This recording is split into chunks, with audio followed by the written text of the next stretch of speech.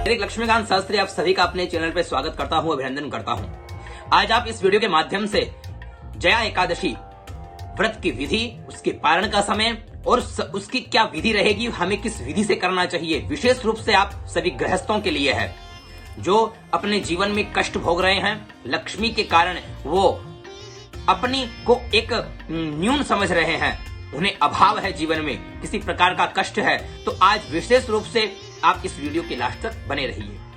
तो चलिए प्रारंभ करते हैं। इस वर्ष जया एकादशी जो है वो 12 फरवरी को मनाई जाएगी और उसके पारण का समय अगले दिन यानी 13 फरवरी को सुबह 7:01 से लेकर के 9:15 तक रहेगा।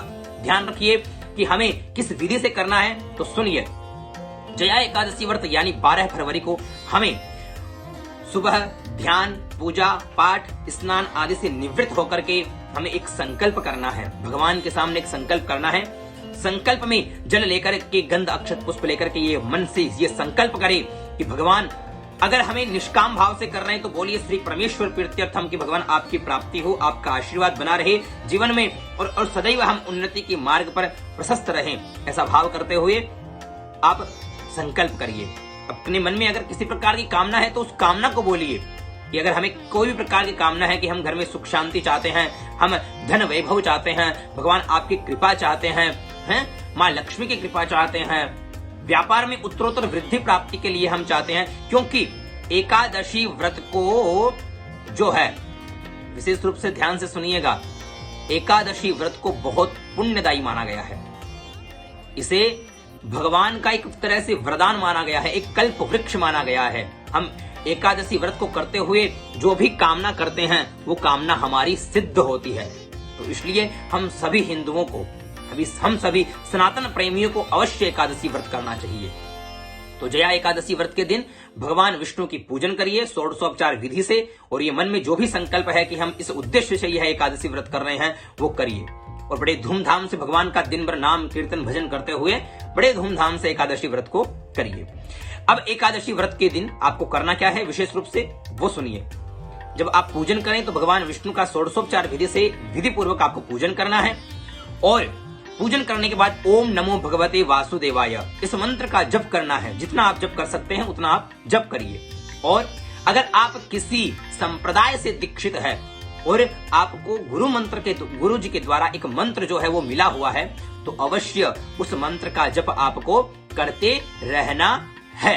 दिन भर उस मंत्र का जप करिए, क्योंकि बहुत लाभ उस दिन उस मंत्र के जप का आपको मिलेगा। अब चलिए कथा प्रारंभ करते हैं कि जया एकादशी किस लिए मनाई जाती है। भैया जया एकादशी की कथा क्या है, तो सुनिए। पौराणिक कथा के अनुसार इंद्र की सभा में उत्सव चल रहा था। वहां देवगण, संत, दिव्य पुरुष, नाना वीर जो थे वो सब वहां पर विराजमान थे।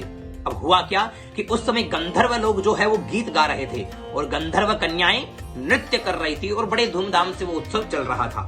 वहां पर एक माल्यवान नामक जो गंधर्व था वो बहुत ही सुरीला गाता था, और वहां पर एक पुष्यवती नाम की एक अप्सरा थी जो बहुत सुंदर नृत्य करती थी। अब जैसे ही माल्यवान अपने स्वरों को छेड़ करके एक सुंदर सा वहां पर गीत जो प्रस्तुत करता है, तो पुष्यवती उसके ऊपर अपना लुभान्वित होकर के, पूरे सुध बुध होकर के वो उसको लुभान्वित करने के लिए नृत्य करने लगती है। और दोनों जब एक दूसरे के प्रति आकर्षित होते हैं, और आकर्षित होने से वहां पर जो माल्यवान नामक जो गंधर्व था वो अपना स्वर जो है वो भूल जाता है। तो ये देख करके इंद्र बड़ा क्रोधित होता है कि तुम्हारा जो स्वभाव है वो मानवीय स्वभाव है, इसलिए जाओ जाकर के तुम प्रेत योनि को प्राप्त करो, ऐसा उनको श्राप दे देता है। अब जब ऐसा श्राप उन्हें मिल जाता है तो वो क्या करते हैं, वो अपने मन में बड़ी ग्लानि लेकर के वहां से दर दर भटकने लगते हैं। उस प्रेत योनि में कितनी पीड़ा होती है वो आप सभी समझ ही सकते हैं।